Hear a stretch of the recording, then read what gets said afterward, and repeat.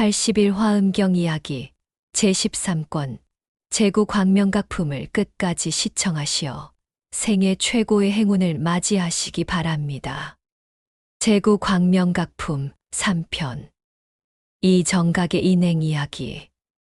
그때의 광명은 1000개의 세계를 지나서도 멈추지 않았습니다.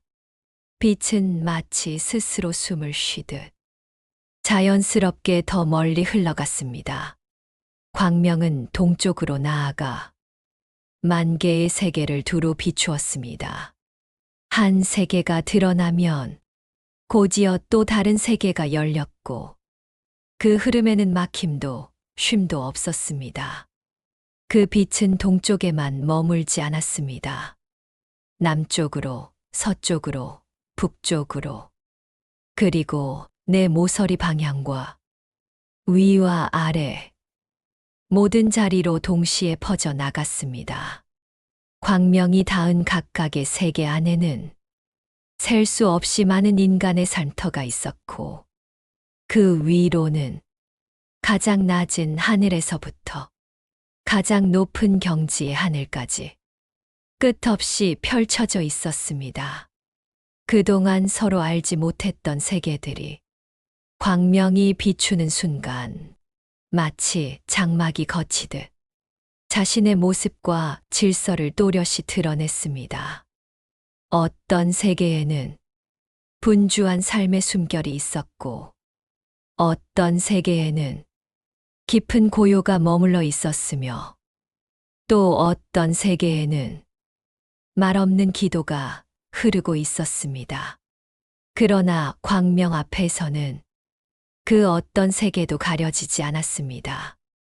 좋고 나쁨도, 높고 낮음도, 앞서고 뒤처짐도 없이 모든 것이 있는 그대로 드러났습니다. 그 광경을 본 존재들은 서로 다른 세계에 있으면서도 같은 깨달음을 얻었습니다. 부처님의 광명은 세계를 나누는 빛이 아니라 모든 세계를 하나의 진리 안에서 함께 드러내는 빛이구나. 광명은 특정한 세계를 선택하지 않았고 특정한 존재만을 비추지 않았습니다. 10,000개의 세계와 무수한 인간 세상과 모든 하늘과 땅이 그 빛 안에서 동시에 밝아졌습니다. 그 순간 중생들은 깊이 느꼈습니다. 우리가 떨어져 있는 것처럼 보였을 뿐 본래 우리는 하나의 광명 속에 함께 있었구나.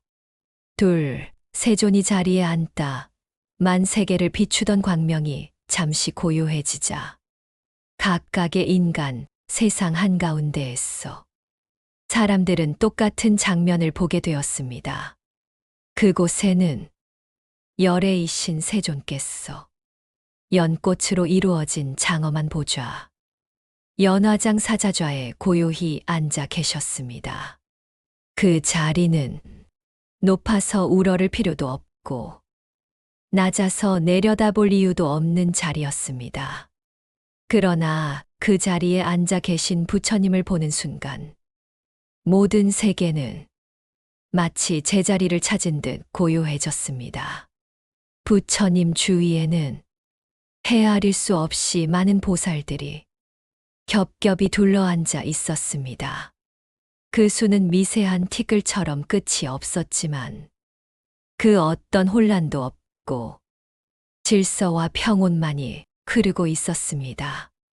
놀라운 것은 이 장면이 한 세계에서만 일어난 일이 아니라는 사실이었습니다.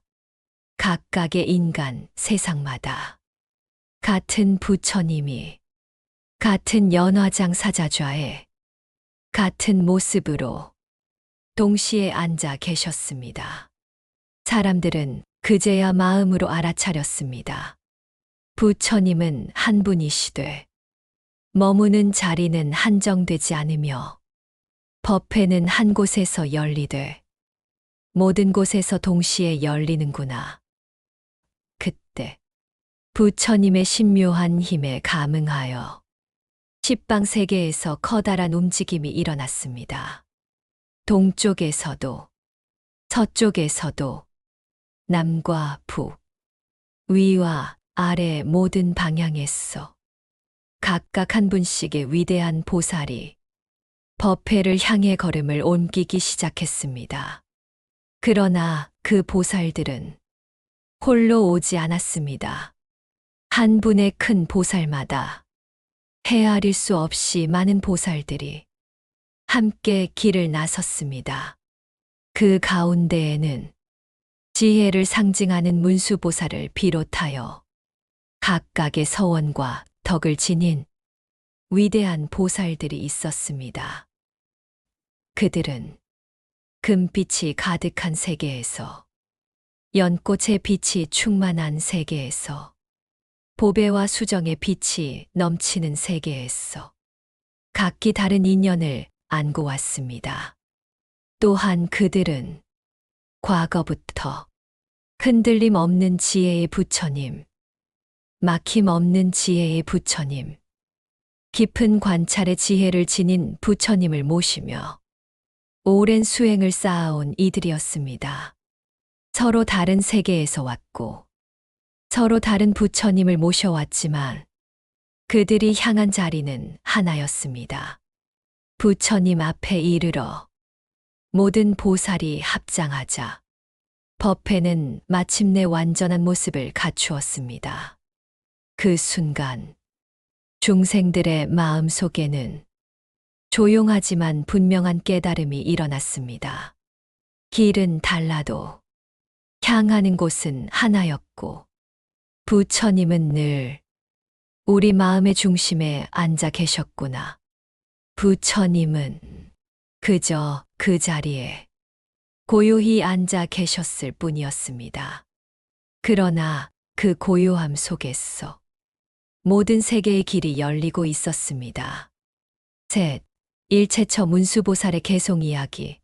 만세계의 법회가 고요히 맞물리던 그때 사람들은 이상한 평안을 느꼈습니다. 어디에 있든 어떤 세계에 있든 마치 같은 숨결을 나누는 듯했기 때문입니다. 그 순간 지혜의 보살 문수보살이 일어섰습니다. 그러나 놀랍게도 문수보살은 한 분이 아니었습니다. 동쪽 세계에도 서쪽 세계에도 남과 북, 위와 아래 모든 세계의 모든 법회 자리마다 문수보살이 동시에 서 계셨습니다. 누군가 이동한 것도 아니고 누군가를 나눈 것도 아니었습니다.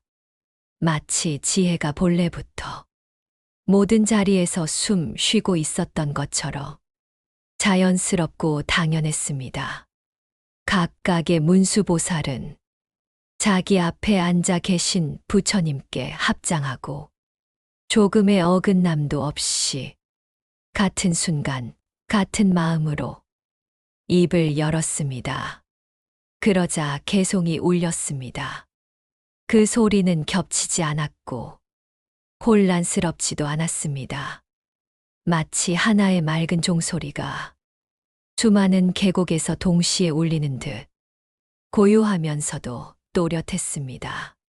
그 소리를 들은 이들은 모두 같은 느낌을 받았습니다. 이 말씀은 어디선가 들려오는 소리가 아니라 내 마음 깊은 곳에서 스스로 울리는 소리구나. 개송은 공기를 타고 퍼진 것이 아니라 각자의 마음에서 피어났습니다. 그래서 누구에게도 강요되지 않았고 누구도 빠짐없이 품었습니다. 그때 사람들은 깨달았습니다.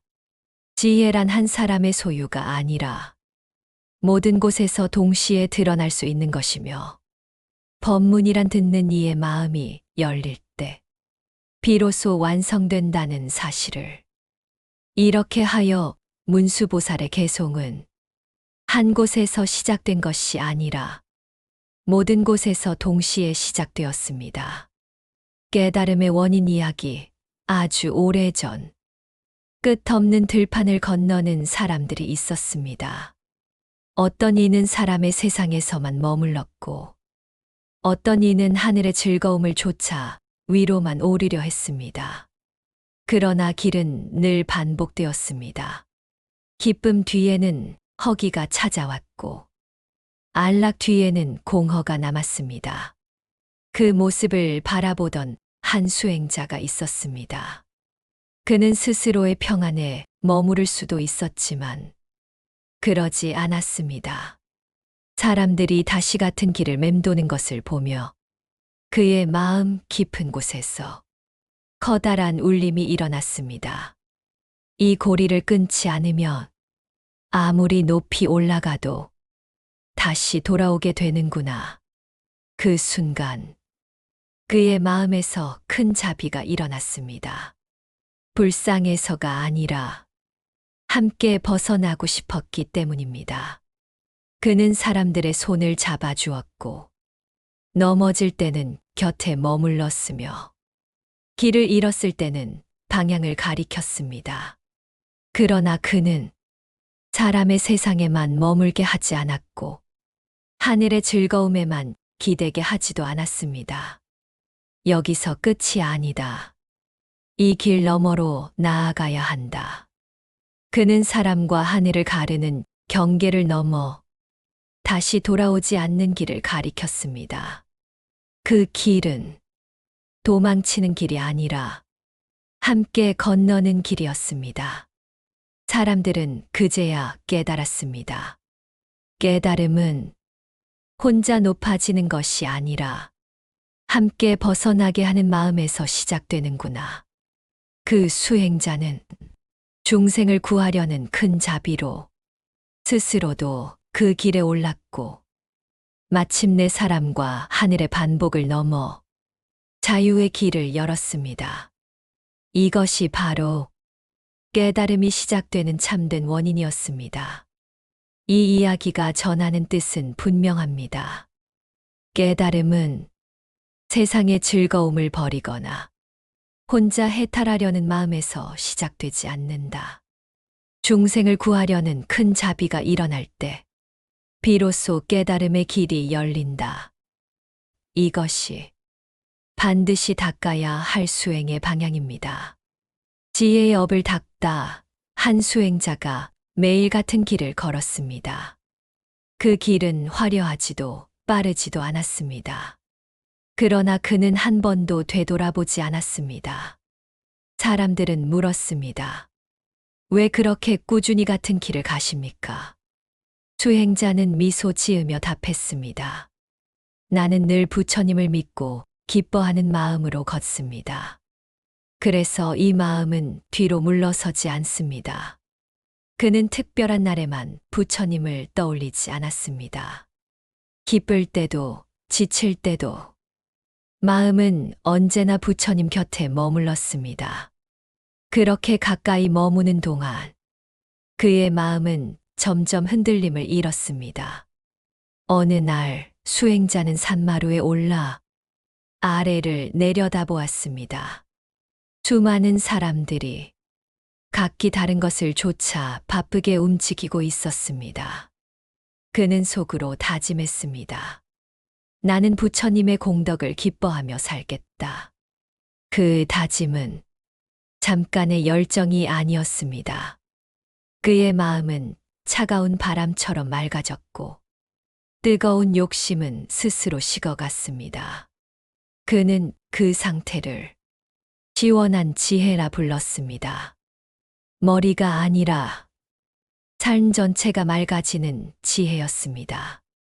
수행자는 걷고 앉고 말하고 쉬는 모든 순간에 부처님의 공덕을 떠올렸습니다.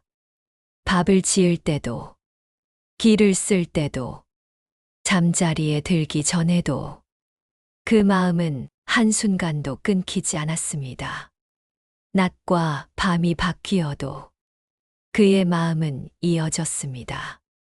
마치 숨 쉬듯 자연스럽게, 마치 강물이 흐르듯 끊임없이. 어느 날 그는 과거와 현재와 미래를 조용히 관했습니다. 그 안에는 수없이 많은 부처님들의 발자취가 겹겹이 남아 있었습니다. 그는 그 길을 배우며 조금도 지루해하지 않았습니다. 알아갈수록 더 알고 싶어졌고, 걸을수록 더 걷고 싶어졌습니다. 그 마음에는 실증도 피로도 없었습니다. 왜냐하면 그가 닦는 것은 지식을 쌓는 일이 아니라 지혜의 업을 살아내는 일이었기 때문입니다. 사람들은 그를 보며 말했습니다. 저 사람은 왜 그렇게 오래도록 흔들림이 없을까? 그는 조용히 답했습니다. 마음이 물러서지 않으면 지혜는 스스로 자란다. 이것이 바로 반드시 닦아야 할 지혜의 업이었습니다. 이 이야기가 전하는 뜻은 분명합니다. 지혜의 업이란 부처님을 믿고 기뻐하는 마음을 잃지 않으며 삶의 모든 순간에 부처님의 공덕을 떠올리고 참새의 부처님 길을 배우되 실증 없이 이어가는 수행이다. 이 업은 쌓아두는 것이 아니라 살아내는 것입니다. 몸의 실상 이야기. 한 수행자가 맑은 호숫가에 앉아 자기 몸을 가만히 바라보고 있었습니다. 손을 들어도 숨을 쉬어도 그는 아무 말 없이 그 모습을 지켜보았습니다. 처음에는 몸이 나처럼 느껴졌습니다. 아프면 괴로웠고 편하면 집착이 일어났습니다. 그러나 오래 바라보고 있자 조금씩 다른 모습이 보이기 시작했습니다. 숨은 오고 갈 뿐 주인이 없었고 몸은 움직일 뿐 머무는 실체가 없었습니다. 마치 바람에 흔들리는 풀처럼, 마치 햇빛에 반짝이는 물결처럼 몸은 늘 변하고 있었습니다. 그는 문득 깨달았습니다. 이 몸은 붙잡을 수 있는 것이 아니라 잠시 빌려 쓰는 흐름이구나. 그 순간 몸을 향한 두려움도 줄어들고 몸을 향한 집착도 옅어졌습니다. 아프다고 했어. 내가 상처 입었다는 생각이 사라졌고 편안하다고 했어. 내 것이 좋아졌다는 생각도 일어나지 않았습니다. 몸은 그대로 있었지만 마음은 한결 가벼워졌습니다. 수행자는 몸을 버리려 하지도 않았고 몸에 매달리지도 않았습니다. 그저 있는 그대로 보았습니다. 보는 순간 몸은 고요해졌고 마음도 함께 고요해졌습니다. 그 고요함은 죽음이 아니었고 멈춤도 아니었습니다. 분별이 사라진 평온. 그것이 바로 몸의 참된 모습이었습니다. 그는 더 이상 이것이 나다라고 말하지 않았고 이것은 내 것이다라고도 말하지 않았습니다. 그렇게 나라는 생각과 내 것이라는 집착이 함께 사라지자 몸은 짐이 아니라 도구가 되었습니다. 중생을 돕는 손이 되었고 길을 걷는 발이 되었으며 법을 전하는 그릇이 되었습니다. 수행자는 고요히 미소 지었습니다. 몸의 실상을 바로 보면 해야 할 수행의 길도 자연히 드러난다. 이것이 바로 반드시 닦아야 할 업, 몸의 실상을 보는 수행이었습니다. 이 이야기가 전하는 뜻은 분명합니다. 몸을 나로 붙잡지 않고 내 것으로 집착하지 않으며 있는 그대로 관할 때 몸과 마음은 함께 고요해진다. 이 고요함이 몸의 참된 실상이며 수행자가 반드시 닦아야 할 길입니다.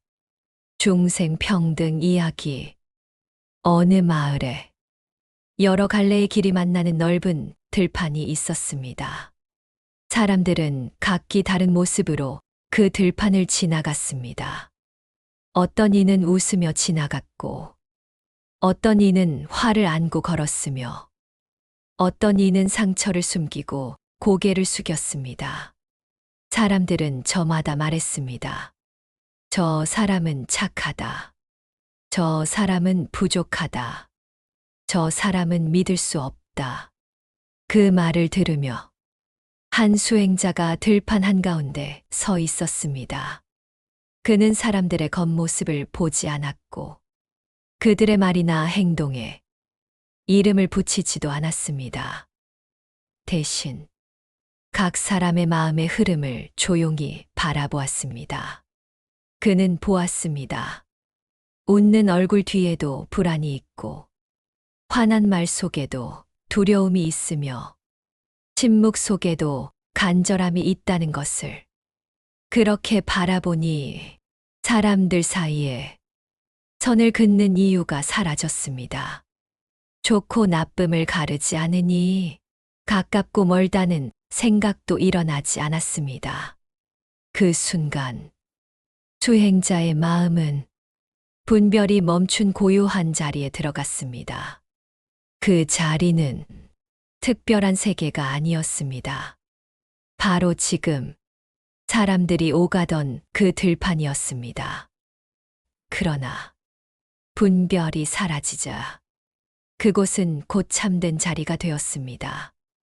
사람들은 여전히 각자 다른 길로 갔지만 그를 바라보는 수행자의 눈에는 모두가 같은 길 위에 있었습니다. 그는 누구도 밀어내지 않았고 누구도 끌어당기지 않았습니다. 그저 모든 중생을 같은 눈높이에서 바라보았습니다. 사람들은 알지 못했지만 그 순간 수행자는 이미 깊은 경계에 들어가 있었습니다. 차별하지 않음이 곧 평등이며 분별을 놓는 순간 진실의 문은 스스로 열린다는 사실을. 그래서 수행자는 말없이 서 있었지만 그 자리에 있던 이들은 알 수 없는 평안을 느꼈습니다. 이것이 바로 반드시 닦아야 할 업, 중생을 평등하게 보는 수행이었습니다. 이 이야기가 전하는 뜻은 분명합니다.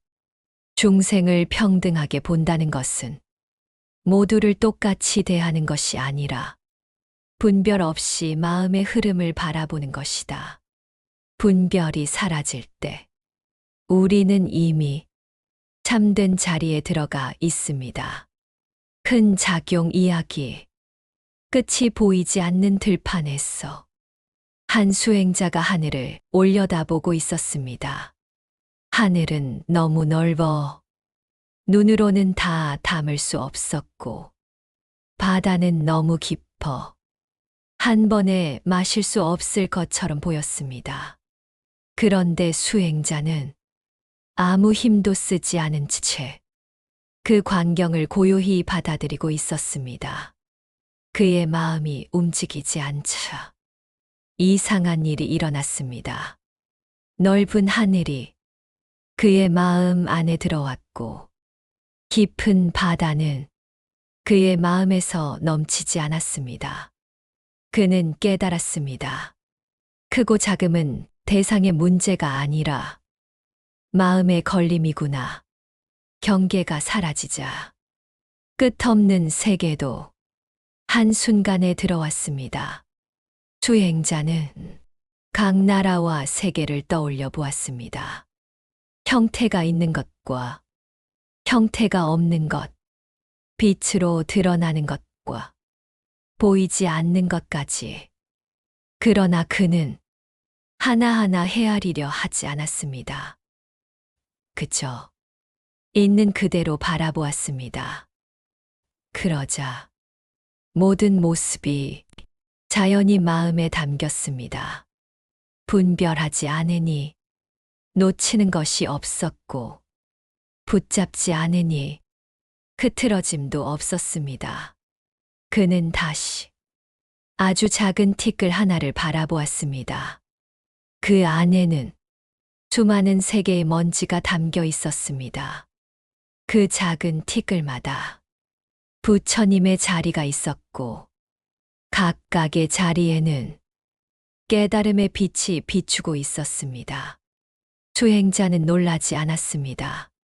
크다고 해서 많고 작다고 해서 적은 것이 아니라는 사실을 이미 알고 있었기 때문입니다. 한 티끌 속의 부처와 온 세계의 부처는 서로 어긋나지 않았습니다. 그때 수행자는 조용히 알았습니다. 이것이 바로 큰 작용이다. 몸은 여기 있어도 지혜는 끝없이 펼쳐지고 아무것도 붙잡지 않아도 모든 것을 밝히는 힘. 이 힘은 기적을 보이기 위한 능력이 아니었습니다. 중생을 이롭게 하기 위해 자연히 드러나는 지혜의 작용이었습니다. 그래서 이 수행의 길은 반드시 닦아야 할 업이 되었습니다. 이 이야기가 전하는 뜻은 분명합니다. 큰 작용이란 경계를 없애고 분별을 놓아 작은 것과 큰 것을 함께 꿰뚫는 지혜의 힘이다. 이 힘은 집착이 사라질 때 자연히 드러납니다. 6. 세존의 위덕 이야기. 광명변조 이야기. 그날의 광명은 만 개의 세계를 지나서도 멈추지 않았습니다. 빛은 스스로 한계를 두지 않는 듯 더 멀리, 더 넓게 번져 나갔습니다. 광명은 동쪽으로 나아가 10만 개의 세계를 차례차례 비추었습니다. 한 세계가 밝아지는 순간 그 안에 있던 삶과 하늘과 숨결이 모두 드러났고 곧이어 다음 세계가 망설임 없이 열렸습니다. 이 빛은 어느 방향에도 치우치지 않았습니다. 남쪽과 북쪽, 서쪽과 동쪽, 내 모서리와 위와 아래까지 동시에 막힘없이 퍼져 나갔습니다. 광명이 닿은 각각의 세계 안에는 헤아릴 수 없이 많은 인간의 삶터가 있었고 그 위로는 가장 낮은 자리에서부터 가장 높은 하늘의 경지까지 층층이 펼쳐져 있었습니다. 그동안 서로 보지 못하던 세계들이 광명을 만나는 순간 마치 오랜 장막이 걷히듯 자기 모습을 숨김없이 드러냈습니다. 어떤 세계에는 분주한 생의 울림이 있었고 어떤 세계에는 고요한 침묵이 흘렀으며 또 어떤 세계에는 말없는 기도가 빛처럼 떠 있었습니다. 그러나 광명 앞에서는 어느 것도 가려지지 않았습니다. 귀하고 처남도, 높고 낮음도, 앞섬과 뒤처짐도 없이 모든 것이 그대로 드러났습니다. 그 광경을 본 존재들은 자연스럽게 마음속에서 알게 되었습니다. 이 광명은 세계를 나누는 빛이 아니라 모든 세계를 하나의 진리 안에 함께 놓아주는 빛이구나. 10만 개의 세계와 그 안의 무수한 삶과 모든 하늘과 땅이 그 빛 안에서 동시에 밝혀졌습니다. 그 순간 중생들은 깊이 느꼈습니다. 우리가 멀리 떨어져 있는 것처럼 보였을 뿐 본래 우리는 한 광명 안에 함께 있었구나. 세존이 자리에 앉으다 10만 세계를 가득 채운 광명이 잠시 숨을 고르듯 잦아들자 모든 인간 세상의 한가운데에서 사람들은 같은 장면을 보게 되었습니다. 그곳에는 열애이신 세존께서 연꽃으로 이루어진 장엄한 자리, 연화장 사자좌에 고요히 앉아 계셨습니다. 그 자리는 높아서 우러러보게 하는 자리도 아니고 낮아서 쉽게 지나칠 자리도 아니었습니다. 그러나 그 자리에 앉아 계신 부처님을 보는 순간 각각의 세계는 마치 제 중심을 되찾은 듯 자연스레 고요해졌습니다. 부처님 주위에는 헤아릴 수 없이 많은 보살들이 겹겹이 둘러앉아 있었습니다. 그 수는 티끌처럼 끝이 없었지만 어지러움은 없고 질서와 평온만이 흐르고 있었습니다. 놀라운 것은 이 장면이 한 세계에서만 펼쳐진 것이 아니라는 점이었습니다. 각각의 인간 세상마다 같은 부처님이 같은 연화장 사자좌에 같은 모습으로 동시에 앉아 계셨습니다. 사람들은 마음속으로 알아차렸습니다. 부처님은 한 분이시되 머무는 자리는 무수하며 법회는 한 곳에서 열리되 모든 곳에서 동시에 열리는구나. 그때 부처님의 신묘한 힘에 이끌려 십방 세계에서 커다란 움직임이 일어났습니다. 동쪽에서도 서쪽에서도 남과 북, 위와 아래 모든 방향에서 각각 한 분씩의 위대한 보살이 법회를 향해 길을 나섰습니다. 그러나 그 보살들은 홀로 오지 않았습니다. 한 분의 큰 보살마다 티끌처럼 많은 보살들이 함께 따랐습니다. 그 가운데에는 지혜를 상징하는 문수보살을 비롯하여 각각의 서원과 덕을 지닌 위대한 보살들이 있었습니다. 그들은 금빛이 가득한 세계에서, 보배의 빛이 충만한 세계에서, 연꽃과 수정의 빛이 넘치는 세계에서 각기 다른 인연을 안고 왔습니다. 또한 그들은 흔들림 없는 지혜의 부처님, 막힘 없는 지혜의 부처님, 깊은 관찰의 지혜를 지닌 부처님을 모시며 오랜 수행을 쌓아온 이들이었습니다. 서로 다른 세계에서 왔고 서로 다른 부처님을 모셔왔지만 그들이 향한 자리는 하나였습니다. 부처님 앞에 이르러 모든 보살이 합장하자 법회는 비로소 완전한 모습을 갖추었습니다. 그 순간 중생들의 마음 속에는 조용하지만 분명한 깨달음이 일어났습니다. 길은 달라도 향하는 곳은 하나였고 부처님은 언제나 우리 마음의 중심에 앉아 계셨구나. 부처님은 그저 그 자리에 고요히 앉아 계셨을 뿐이었습니다. 그러나 그 고요함 속에서 10만 세계의 길이 동시에 열리고 있었습니다. 일체처 문수보살의 개송 이야기. 10만 세계의 법회가 한 호흡으로 이어지던 그때 모든 자리는 고요했지만 그 고요는 멈춤이 아니었습니다. 마치 깊은 바다가 아무 소리 없이 흐르고 있는 듯한 고요였습니다. 그 순간 지혜의 보살 문수보살이 일어섰습니다. 그러나 사람들은 곧 깨달았습니다. 문수보살은 한 곳에만 계신 것이 아니었습니다. 동쪽 세계에도 문수보살이 계셨고 서쪽 세계에도 남과 북, 위와 아래 모든 세계의 모든 법회 자리마다 문수보살이 동시에 서 계셨습니다.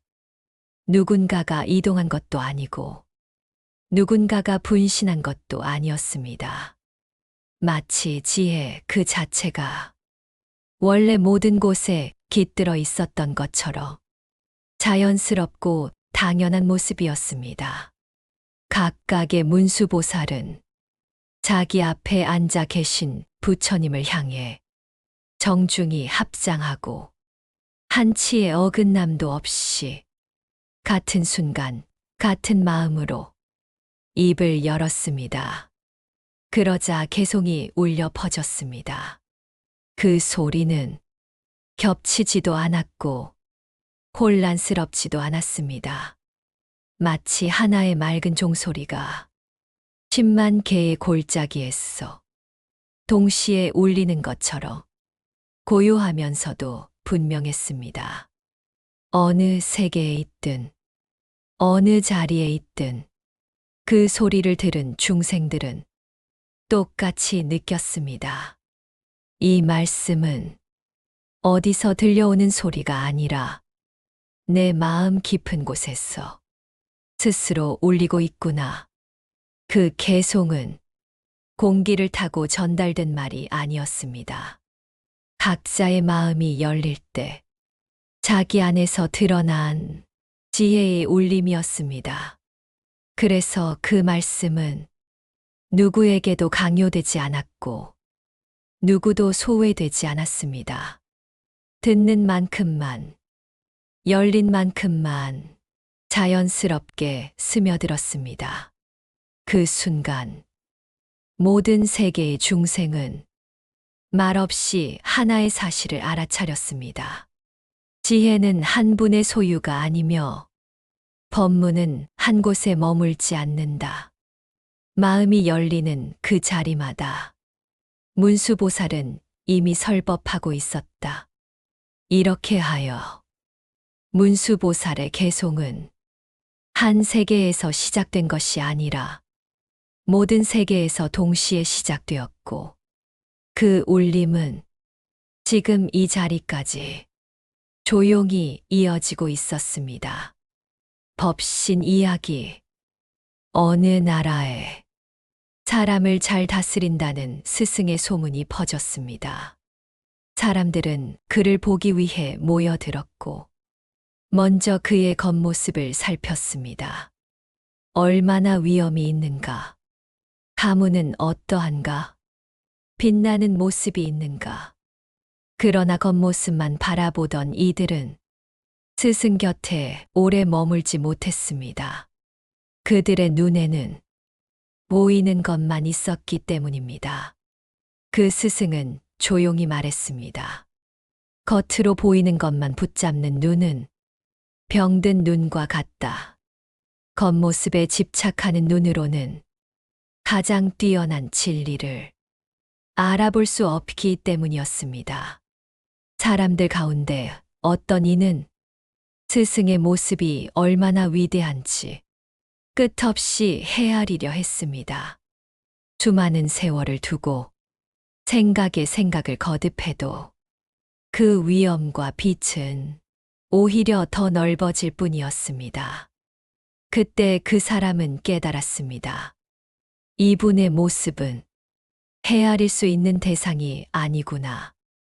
보이는 형상은 한계가 있는 것처럼 보이지만 스승의 빛은 헤아릴수록 끝이 없었습니다. 스승은 말했습니다.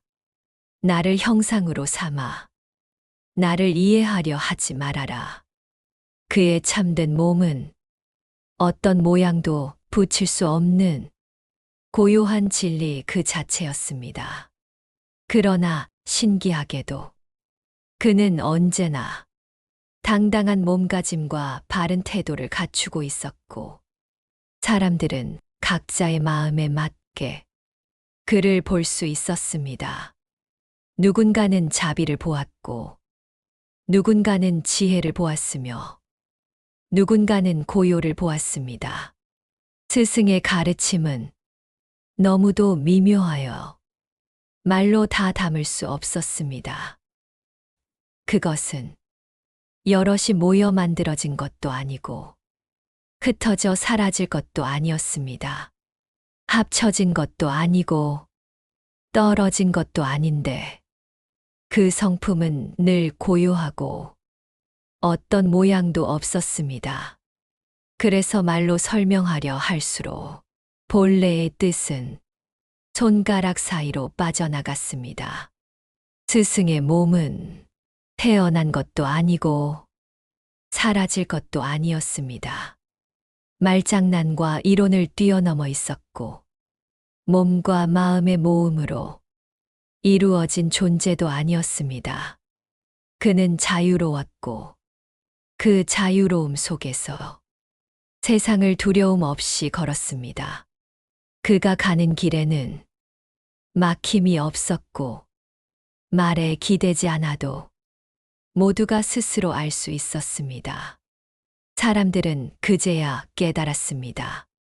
부처님의 참된 몸은 보이는 형상이 아니라 고요한 진리 그 자체였구나. 이것이 바로 모든 모습의 바탕이 되는 법신이었습니다. 이 이야기가 전하는 뜻은 분명합니다.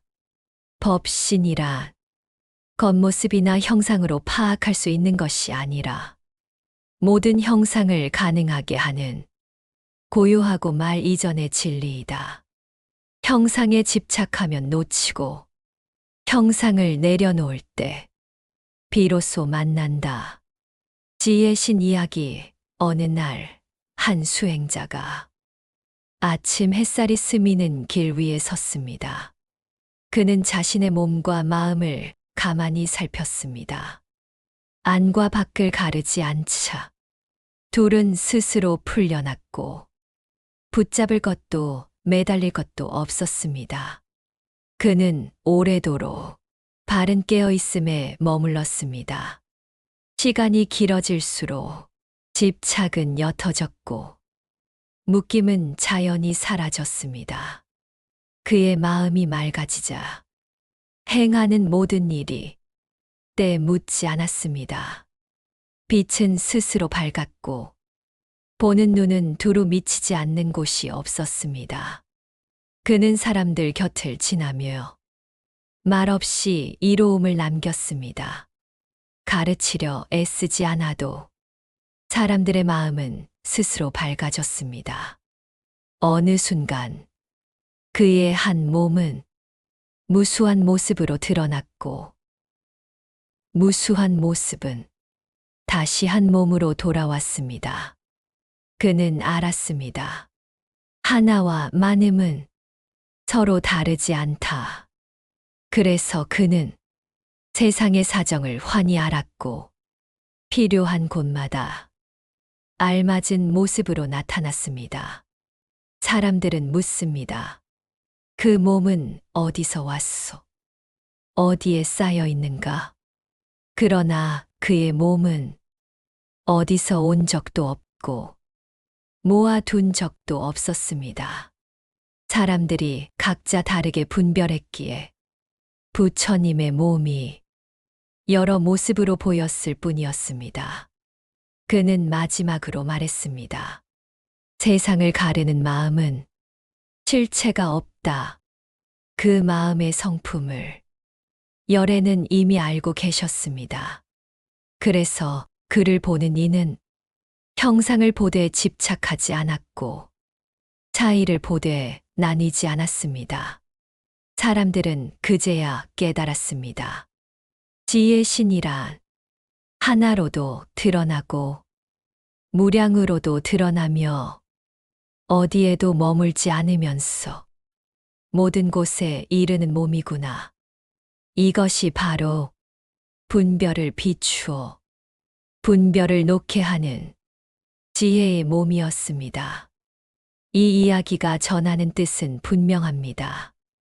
지혜의 신이란 몸과 마음의 평등을 깨달아 안과 밖이 함께 풀리고 하나와 무량을 자유롭게 넘나들며 중생의 분별에 맞추어 드러나는 몸이다. 보는 이는 분별하되 부처님은 분별에 머물지 않습니다. 7. 안팎을 포섭하는 덕 이야기. 광명변조 이야기. 그날의 광명은 이미 셀 수 없이 많은 세계를 지나왔지만 조금도 지치지 않았습니다. 빛은 멈춤을 모르는 숨결처럼 다시 백천세계를 넘어 흘러갔습니다. 그리고 마침내 동쪽의 백만세계를 환히 비추었습니다. 한 세계가 밝아지며 그 안에 모든 삶과 하늘이 드러났고 곧이어 또 다른 세계가 연꽃이 피듯 열렸습니다.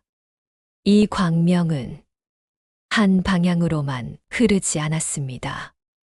남쪽과 북쪽, 서쪽과 동쪽, 내 모서리와 위와 아래까지 모든 방향으로 동시에 퍼져나갔습니다.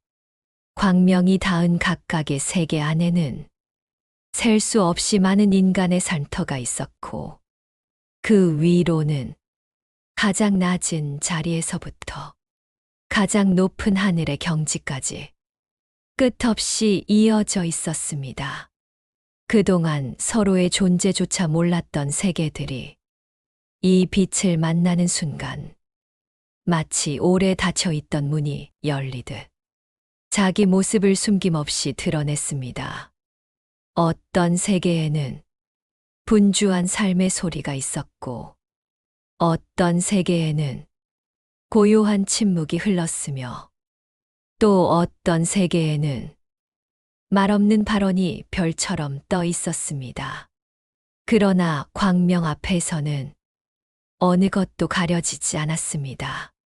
귀하고 천한 것도, 높고 낮은 것도, 앞선 것과 뒤처진 것도 없이 모든 것이 있는 그대로 비추어졌습니다. 그 광경을 본 존재들은 자연스럽게 마음속에서 알게 되었습니다. 이 빛은 새로운 것을 만들어내는 광명이 아니라 이미 존재하던 모든 것을 있는 그대로 보이게 하는 지혜의 광명이구나. 백만 세계와 그 안의 무수한 삶과 모든 하늘과 땅이 이 하나의 빛 안에서 함께 드러났습니다. 그 순간 중생들은 깊이 느꼈습니다. 우리가 멀리 떨어져 있는 것처럼 보였을 뿐, 본래 우리는 한 광명 속에 함께 있었구나. 세존이 자리에 앉다 백만 세계를 두루 비춘 광명이 서서히 고요해지자 각각의 인간, 세상 한가운데에서 모든 존재는 같은 광경을 보았습니다. 그곳에는 열애이신 세존께서 연꽃으로 이루어진 장엄한 자리, 연화장 사자좌에 고요히 앉아 계셨습니다. 그 자리는 높음을 드러내지 않았고 권위를 앞세우지도 않았습니다. 그러나 그 자리에 앉아 계신 부처님을 보는 순간 모든 세계는 마치 오래 잃었던 중심을 다시 찾은 듯 자연스러운 평온에 잠겼습니다. 부처님 주위에는 헤아릴 수 없이 많은 보살들이 겹겹이 둘러앉아 있었습니다.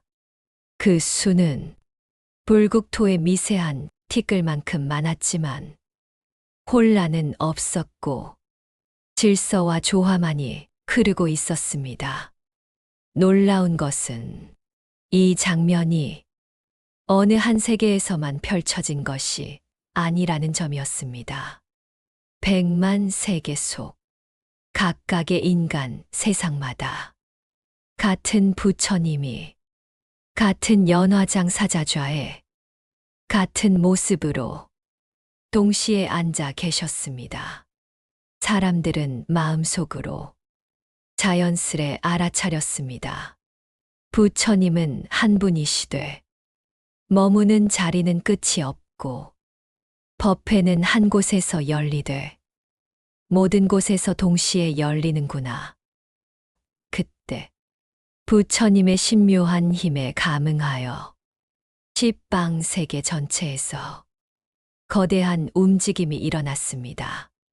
동쪽에서도 서쪽에서도 남과 북, 위와 아래 모든 방향에서 각각 한 분씩의 위대한 보살이 법회를 향해 길을 나섰습니다. 그러나 그 보살들은 결코 홀로 오지 않았습니다. 한 분의 큰 보살마다 불국토에 티끌만큼 많은 보살들이 함께 따랐습니다. 그 가운데에는 지혜를 상징하는 문수보살을 비롯하여 각각의 서원과 덕을 지닌 위대한 보살들이 있었습니다. 그들은 금빛이 충만한 세계에서, 보배와 수정의 빛이 가득한 세계에서, 연꽃의 향기가 퍼지는 세계에서 각기 다른 인연을 안고 모여들었습니다. 또한 그들은 흔들림 없는 지혜의 부처님, 막힘 없는 지혜의 부처님, 깊이 관찰하는 지혜의 부처님을 모시며 오랜 세월 수행을 쌓아온 이들이었습니다. 서로 다른 세계에서 왔고 서로 다른 부처님을 모셔왔지만 그들이 향한 자리는 하나였습니다. 부처님 앞에 이르러 모든 보살이 합장하자 법회는 마침내 완전한 모습을 갖추었습니다. 그 순간 100만 세계의 중생들 마음속에 조용하지만 분명한 깨달음이 일어났습니다. 길은 서로 달랐으나 향하는 곳은 하나였고 부처님은 언제나 우리 마음의 중심에 이미 앉아 계셨구나. 부처님은 그저 그 자리에 고요히 앉아 계셨을 뿐이었습니다. 그러나 그 고요함 속에서 100만 세계의 모든 길이 동시에 열리고 있었습니다. 일체처 문수보살의 개송 이야기, 100만 세계의 법회가 하나의 숨결처럼 이어지던 그때 모든 자리는 말없이 고요했습니다. 그러나 그 고요는 멈춤이 아니라 깊은 깨어있음이었습니다. 그 순간 지혜의 보살 문수보살이 일어섰습니다. 그런데 사람들은 곧 놀라운 사실을 알아차렸습니다. 문수보살은 한 곳에만 계신 것이 아니었습니다. 동쪽의 세계에도, 서쪽의 세계에도, 남과 북, 위와 아래 모든 세계의 모든 법회 자리마다 문수보살이 동시에 서 계셨습니다. 어디서 이동해 온 것도 아니고 누군가를 나눈 것도 아니었습니다. 마치 지혜가 본래 모든 곳에 이미 깃들어 있었던 것처럼 자연스럽고 당연한 모습이었습니다. 각각의 문수보살은 자기 앞에 앉아 계신 부처님께 정중히 합장하고 한치의 어긋남도 없이 같은 순간 같은 마음으로 입을 열었습니다. 그러자 개송이 울려 퍼졌습니다. 그 소리는 겹치지도 않았고 어지럽지도 않았습니다. 마치 하나의 맑은 종소리가 100만 개의 골짜기에서 동시에 울리는 듯 고요하면서도 분명했습니다. 어느 세계에 있든 어느 자리에 있든 그 소리를 들은 중생들은 같은 느낌을 받았습니다. 이 말씀은 어디서 들려오는 소리가 아니라 내 마음 깊은 곳에서 스스로 울리고 있구나. 그 개송은 공기를 타고 전달된 말이 아니었습니다.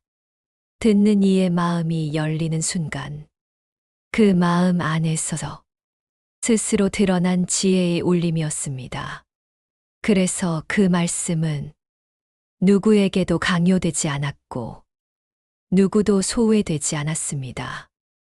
열린 만큼만 스며들고 받아들일 수 있는 만큼만 밝아졌습니다. 그때 100만 세계의 중생들은 말없이 하나의 사실을 알아차렸습니다. 지혜는 한 분의 소유가 아니며 법문은 한 곳에 머무르지 않는다. 마음이 열리는 그 자리마다 문수보살은 이미 설법하고 있었다. 이렇게 하여 문수보살의 개송은 어느 한 세계에서 시작된 것이 아니라 모든 세계에서 동시에 시작되었고 그 울림은 지금 이 자리까지 조용히 이어지고 있었습니다. 불법의 불가사의 이야기. 끝없는 길 위에 어느 누구에게도 기대지 않고 걷는 스승이 있었습니다. 그는 세상의 기준에 머무르지 않았고 어디에도 의지하지 않았습니다. 그러나 그의 걸음이 닿는 곳마다 사람들은 짐을 내려놓고 자연스레 길을 건넜습니다. 사람들은 속삭였습니다. 저분은 무엇을 가져서가 아니라 아무 것에도 매이지 않았어. 이토록 자유롭구나. 그 스승은 공덕을 모아 드러내려 하지 않았지만 이미 모든 덕이 갖추어져 있었습니다. 그래서 그는 존재의 바다를 헤매는 이들을 하나둘 건너게 했습니다. 그의 마음에는 때가 묻지 않았고 붙잡을 생각도 없었습니다. 상상으로 꾸미지 않았고 기댈 자리도 두지 않았습니다. 그 성품은 헤아릴 수 없었지만 그를 본 사람들은 저절로 탄복했습니다. 말로 설명할 수 없는데도 마음은 이미 알아본 것입니다. 스승이 머무는 곳에는 늘 맑은 빛이 있었습니다. 그 빛은 사람들의 마음에 쌓인 먼지를 씻어냈고 오래된 번뇌를 가만히 걷어냈습니다. 그는 움직이지 않는 듯 보였지만 어느 한쪽에도 치우치지 않았습니다. 있다와 없다, 옳다와 그르다의 가장자리에 서지 않고 그 너머에 머물렀습니다. 사람들은 그제야 알았습니다. 이 고요함이 바로 열애의 지혜이구나. 어떤 이는 스승의 몸과 마음에서 분별이 사라진 것을 보았습니다. 그 순간 그의 마음 속에서 모든 의심이 풀려나갔습니다. 이것이 옳은가, 저것이 맞는가 하는 끝없는 갈림길이 사라지고 법은 그저 법으로 또렷이 드러났습니다. 스승은 세상 곳곳에서 법의 수레바퀴를 굴렸습니다. 그러나 이상하게도 돌아가는 무엇도 없었습니다. 굴리는 것이 없는데 어찌 수레바퀴가 돌아갑니까? 사람들이 묻자 스승은 미소 지었습니다. 실체가 없기에 막힘이 없는 것이다. 그것은 집착할 대상이 없는 설법이었고 붙잡을 바퀴가 없는 인도였습니다. 중생의 눈높이에 맞춘 자비로운 방편일 뿐이었습니다. 사람들은 그제야 깨달았습니다. 불법이 불가사의한 이유는 무언가를 더하지 않기 때문이 아니라 붙잡을 것을 남기지 않기 때문이구나. 이것이 바로 헤아릴 수 없고 말로 다 담을 수 없는 불법의 불가사의였습니다. 이 이야기가 전하는 뜻은 분명합니다. 열애의 가르침은 어디에도 의지하지 않으면서 모든 일을 건너게 하며 실체가 없기에 막힘없이 작용하는 지혜이다. 분별이 사라질 때 의심도 함께 사라집니다.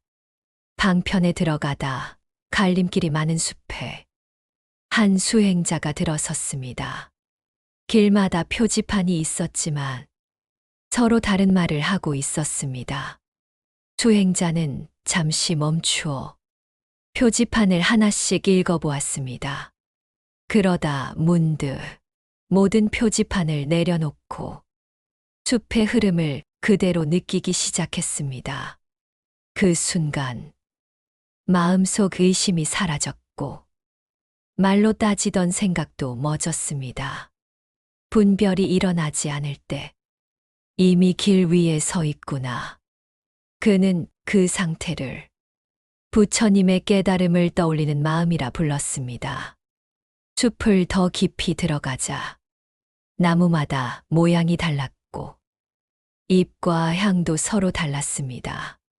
수행자는 차이를 분명히 보되 그 차이에 이름을 붙이지 않았습니다.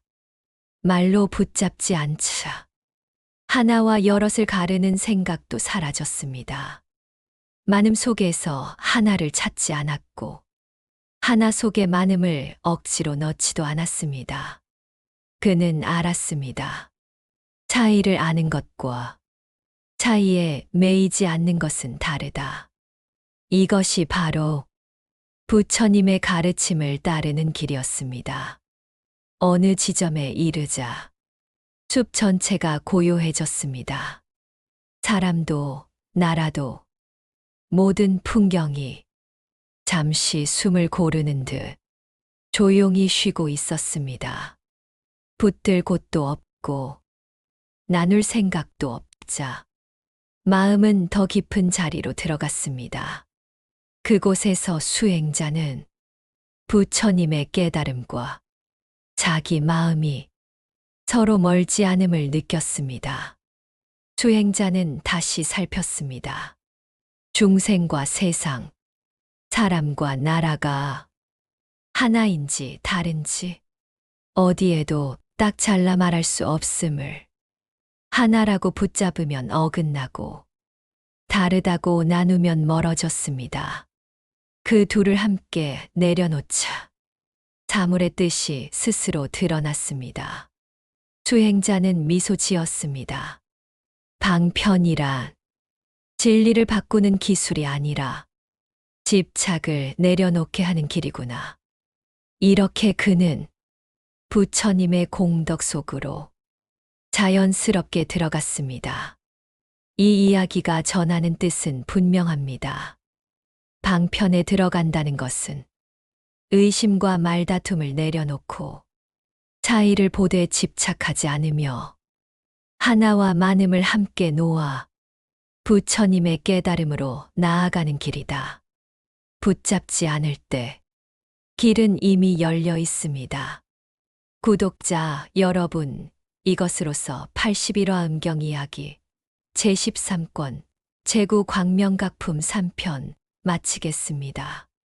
오늘도 내일도 화엄경을 공부하며 인생이라는 최고의 축제를 마음껏 즐기시길 바랍니다. 부처님 가피 가득 채워드립니다. 끝까지 공부하신 모든 분들께 1등 당첨 예상번호가 포함된 로또 복 많이 지어 게시물에 매주 토요일 공지하여 회향하고 있습니다. 놀라운 부처님 가피 직접 경험하세요. 81화 음경 이야기 제13권 제9 광명각품 4편에서 뵙겠습니다. 성불하세요. 나무아미타불 관세음보살